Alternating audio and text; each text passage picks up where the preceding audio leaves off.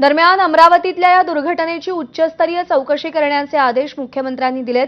तसंच मृतांच्या कुटुंबियांना राज्य सरकारकडून 5 लाखांची मदत दिली जाणार आहे आणि जखमी बालकांवरील उपचार शासकीय खर्चाने होणार असल्याची माहिती मुख्यमंत्र्यांनी दिली आहे।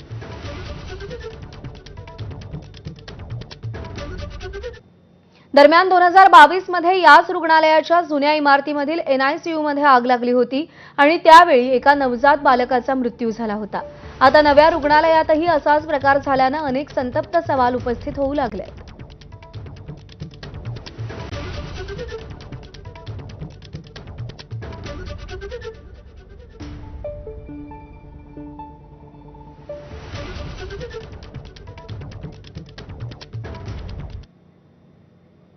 दरम्यान ज्यांनी या दुर्घटनेमध्ये आपलं बाळ गमावलंय त्या बाळाच्या वडिलांशी आमच्या प्रतिनिधींनी बातचीत केली आहे, पाहूया।